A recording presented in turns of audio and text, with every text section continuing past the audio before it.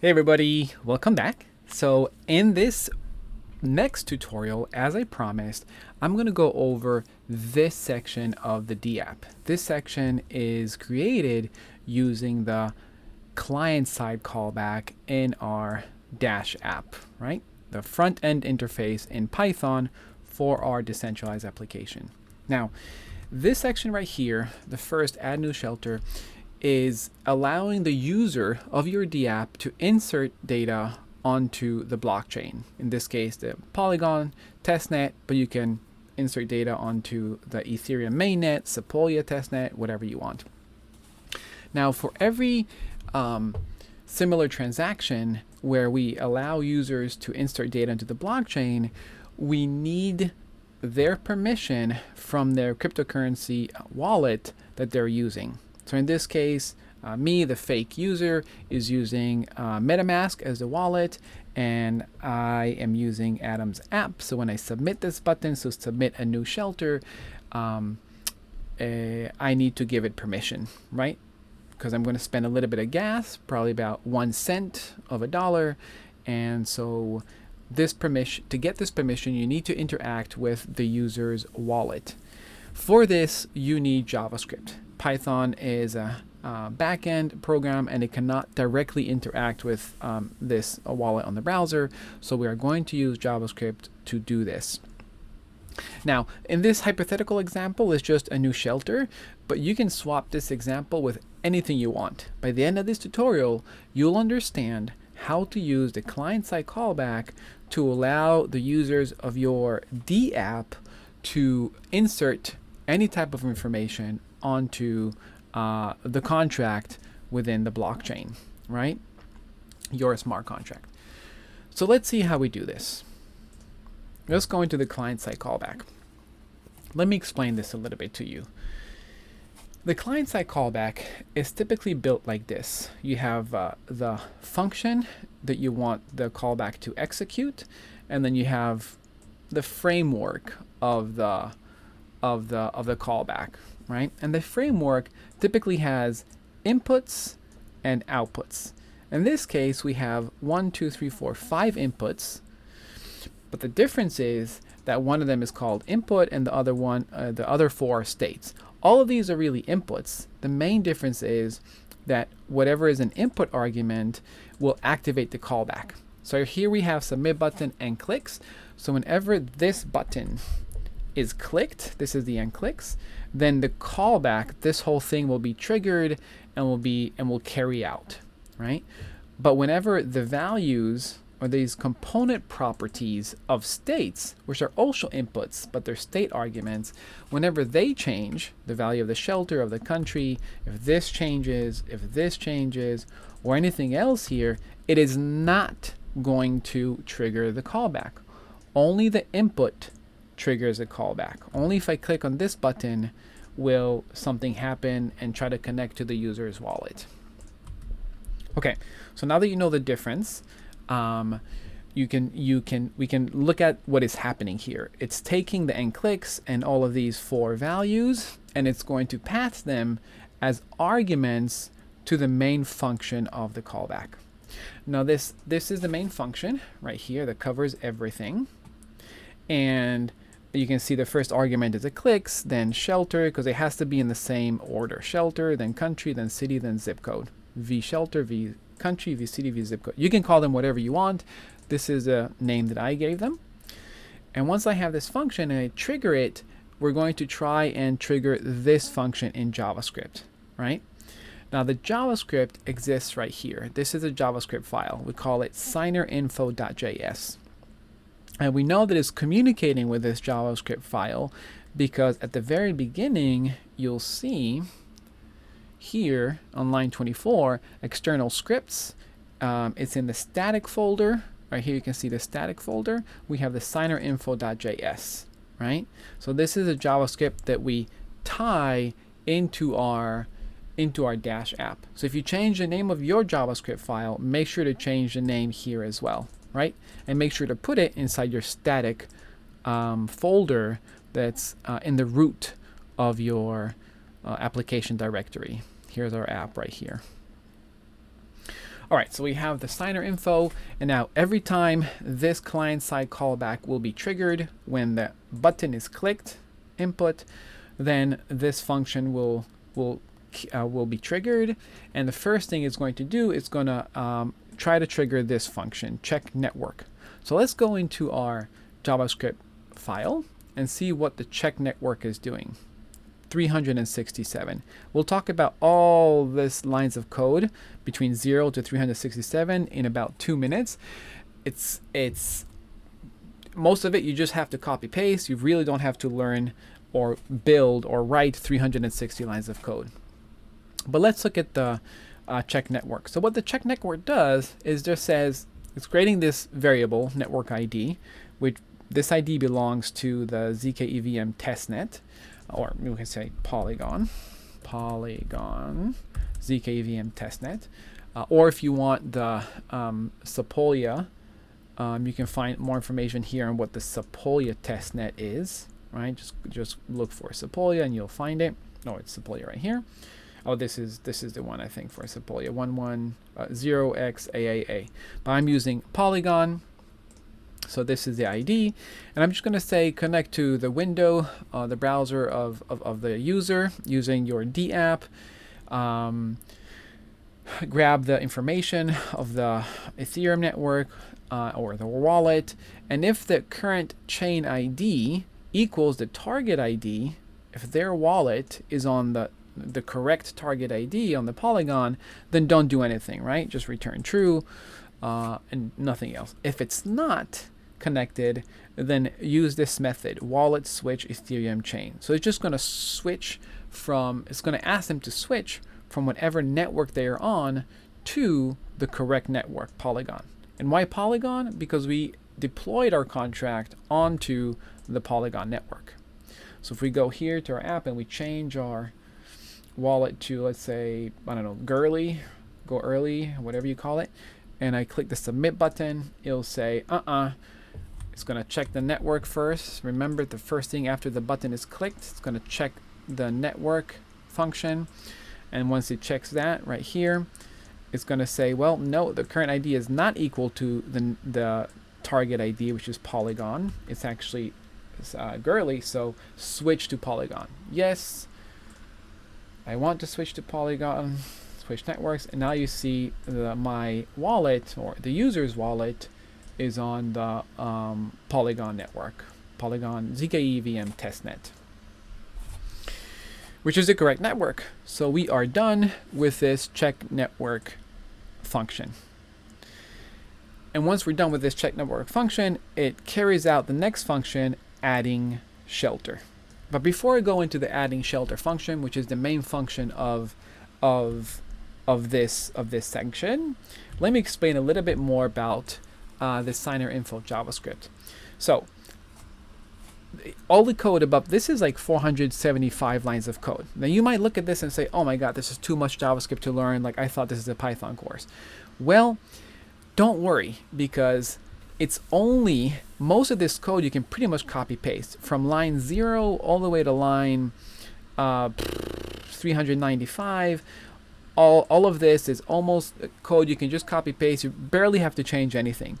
From line 395 all the way down, so it's about 80 lines of code. This is something that I'll teach you. You might have to tweak with different applications and smart contract that you build. But the rest, where you check for network ID and you change the ID, you can just copy paste this. If you want a different testnet, then just change the ID here with this link that I gave you. You want to import on line 1 the ethers modules, because we have to work with ethers for this decentralized application. And then you have on line 4 the contract address. So when you deploy your smart contract on a different network, or you deploy a new smart contract, you will get a new address. So update the address here, and you will also get a contract ABI, which is like 300 lines of code. But you don't have to write this. You just copy this. And remember, a few tutorial videos ago, I showed you how to get the contract ABI. It's in my GitHub repo under the video, or for your new smart contracts, whenever you create one, if you're using Remix, you'll see on this button right here, compiler, after you hit save, you'll see the ABI right here. So you click on it and you'll get the ABI code. You can just copy paste into this list right here, right? So you see 390, almost 400 lines of code is almost like copy paste. You don't have to change that much. Now, before we go into the addingShelter functions, we're going to create a provider variable, a signer variable, and a new instance of the contract. We need a new instance of the contract because we are going to call different functions that belong to the contract. We're going to call in this case, the addShelter function. So we have a new instance of the contract. We have provider info and signer details because we need this to pull data from the blockchain or to allow the user to sign the transaction. So you need this basic things. Again, just copy paste. You don't really have to change anything here. All right. So now let's go into our main function, addingShelters. So as a recap, we want the user to add new information to our blockchain. In this hypothetical example, it's an animal shelter owner that's going to add new information or a new animal shelter onto the blockchain Polygon here. So you can do this, and this is animal shelter, but in your app you can have adding a new car, or I want to add a new whatever basketball match. You can add it to the block, whatever, a new product. This is the way to do it. So in this case, we have 4 different variables. We have the name value, the country, city, and zip code. And you'll see that the 4 right here, the value of the shelter, country, city, zip code, that is going to go into our function right here. Shelter, country, city, zip code, right? This is a JavaScript function, the front end. Now within this function, as soon as we trigger it, let's open it up, 395. Whenever it's triggered, we're going to use the instance of the contract that we created. We're going to populate transaction. Which transaction? The addShelter. Now, where is this transaction coming from? This is the Solidity smart contract transaction. This is the one right here, addShelter, right? So you got to make sure that the inputs of the Solidity addShelter function, this communicates with the Ethereum virtual machine. You have to make sure that this aligns, these variables align with the variables that you're feeding it, right? These variables right here, right? Which are these ones right here. Now, what do we need to know? We need to know that there's 4 different input variables or arguments. 3 of them are strings, name, city, and zip code, and one of them is this country is an enum. Remember, an enum right here, it just saves a little bit of gas. It's really an integer. USA will be 0, India 1, Brazil is 2. So you need 3 strings and 1 integer in this order. First name of the shelter, then country, then city, then zip code. So you got to make sure it's the same order. Shelter, country, city, zip code. Shelter, city, and zip code are all strings, right? Because we fed these arguments from our Python application, our Dash application. You see these arguments right here, shelter, city, zip code, are the value of shelter and the value of city and the value of zip code. And we know these are strings, not only because we can see that they are strings here, right?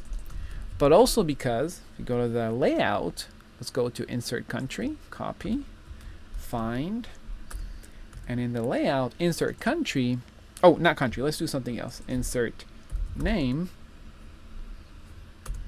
We know the insert name is type text. So this is a string, right? This is the input variable. Whoops, whoa, don't do that. Type text, right? This is insert name 2. Insert name 1 is the same thing. It's a string. So these 3 are strings, and the country, remember, it's actually an integer, because if you go to insert country, which is the radio button, you'll see that the user may see USA, India, Brazil, but the value is actually an integer, right? And we saw this in the last tutorial. So this information that goes in here, line 327, the value of the country is actually, this v country is actually an integer. So this v country is an integer and this v country is an integer, right? So if I pick India, this will be 1, and this will be 1 right here.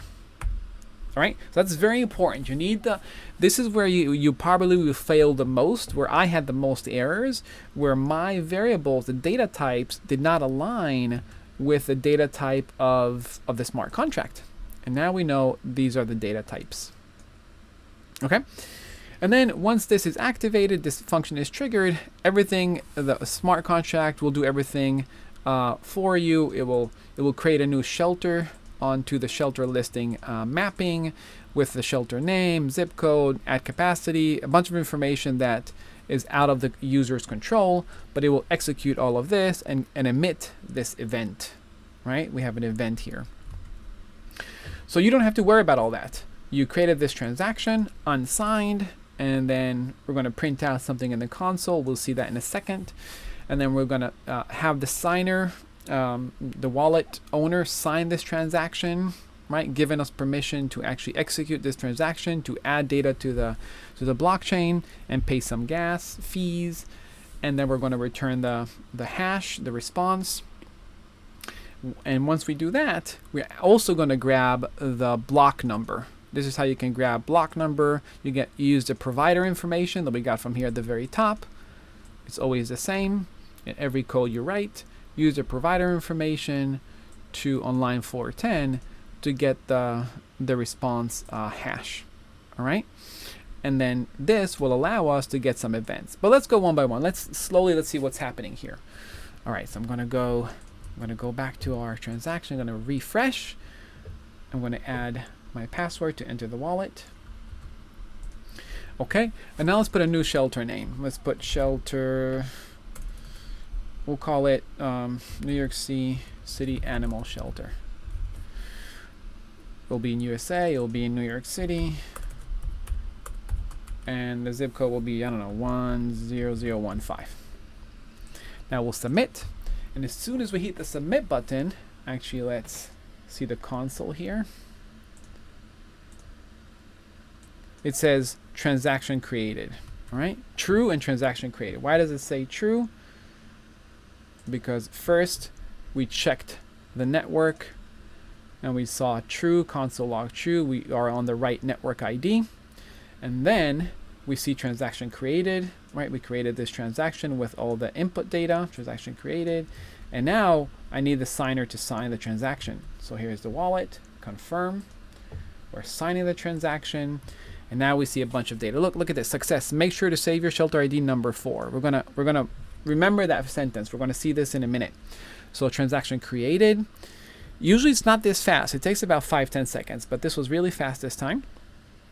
Inserting data to the blockchain. Transaction signed and sent, and this is the hash number, right? So go here, transaction signed and sent, and this is the hash number. And then we'll see get transaction receipt. We'll get the receipt, and then we're going to log, and then we get the block number, right? Transaction was mined in block, blah, blah, blah, blah, blah. Transaction was mined in block 2243780. And we can actually, if we click on this hash number, I think we can actually take a look at it. We'll go back to our, there we go. This is a hash number. I looked for it 1 minute ago. Block number, oh, it wasn't confirmed yet, but soon, hopefully, yep, 2243780. This is the block number that we got right here as well, 2243780. And then it prints this out. What is this right here? This is the event. If you go to the next line of code, we're using, we're going to create an event. And this event is we're using the contract instance to query a filter, and we're going to query using the event, right? And we can use a shelter info event because, remember, if you go back, now this is a little bit more advanced stuff, but I'm teaching you so you know what it's doing here. Shelter info is an event. You see, we created an event, and we emit this event, trigger this event right here at the end on line 107 at the end of the addShelter function. So this was successfully triggered and finished, and then we triggered this event, and now we can just grab information from this event, right? So we're going to say from the shelter info, go to this event from block number to block number, and in this case, we're just going to use the same block number for 2243780. So from that block number to the same block number, we're going to do only one block number. we're going to print out the event. So we'll see, we go in here, and now we can see we can get more information about the event. The arguments, the data, the get block number, get transaction. There's a lot of information here. But what's cool is you can actually extract information from this event. And that's what we're doing here. We're going to say, after you're done with everything here, extract ID. We're going to say event0.args. So event 0 right here dot args, and then we're going to go into args and we're going to say shelter ID. So we'll go into the args. Shelter ID is right here. We'll go into shelter ID, and in the shelter ID we're going to convert whatever that is to a number. So this shelter ID has a big number, 0.0x04, and we're going to convert it to like a real integer number, right? Instead of this hex data, hex bytes. Now what is this shelter ID? Again, this shelter ID, remember, if you look at the event, this is a shelter ID. It's a UN256. So it's just we need to decode it, and you can find it here. 0.04 is going to translate into the number 4, right? And then we return this number, right? So this is when the function ends, right? When we return something, the function ends. In this case, we're returning the number 4. And that is why, remember when we finished this transaction, it said alert, your success, your shelter ID is number 4. Where is that coming from, right? There's nothing in here. Well, this is a beautiful thing. This is how you can connect between your JavaScript code to your Dash app.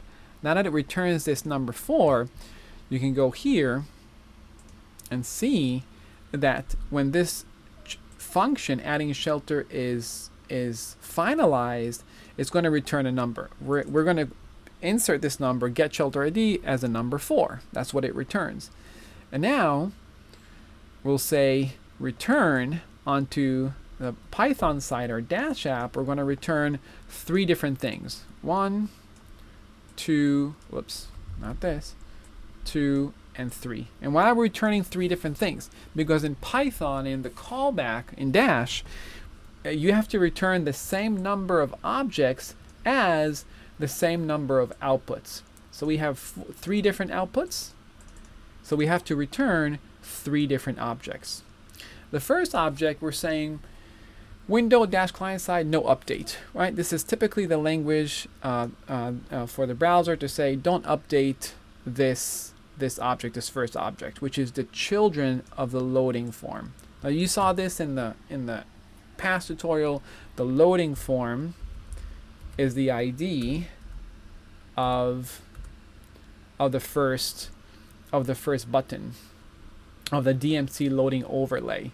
All this does is whenever we click submit, it's going to cause this spinner to activate, right? So this spinner is actually right here as part of this DMC overlay. So the spinner was activated. We really don't need to do anything else with it. So we're just going to say the children, just don't update anything, right? It's just a spinner. No need to update anything. And then the next ones are the isOpen property and the children property of the TX alert. Now let's go look for TX alert. Control find. TX alert was the Dash Bootstrap alert component. This is what caused the green alert to show up, right? And it says isOpen false. So when we first start the app, load the app, nobody can see it as false. But once we're done with the function, this is going to be true. You see, this is the second object. First no update and then true. So isOpen will be equal true. So the alert will pop up, you'll see it. And then the children of the alert, the text, is going to be what you saw in the green alert, success. Make sure to save your shelter ID, and this is our shelter ID. This is how you input a variable inside a string. In JavaScript, the shelter ID is right here. Remember the shelter ID, where is this coming from? It's the returned object of this function, addingShelter. And the returned object of this function right here is, in this case, number 4, right? Because this event arg shelter ID was actually number 4 right here. It's not length, it's not the array, it's just the shelter ID number 4, because this is how I calculated in my smart contract the creation of a shelter ID. It just goes up by 1, 4, 5, 6. So I know this is a lot of information, but I hope I was able to explain how the client-side callback works in Dash. For good practice, we're going to do this one more time in the next video. We're going to do this next client-side callback. That's doing something very similar for this next section of the application. Update your shelter information. So this is going to be good practice for you. Join me in the next tutorial. We're going to repeat many of these functions and variables in the second callback. And it's really going to help you understand how to interact with, combine JavaScript and Dash to allow users to sign their wallets, use their wallets to sign transactions and insert data into the blockchain. All right, if you liked it, don't forget to click the like button. Don't forget to join me on my YouTube channel, either as a member or a subscriber, or join my Patreon. Help me create more of this content. And that's really it. I hope to see you next time. And as always, we're better together, so help each other out. Have a good one.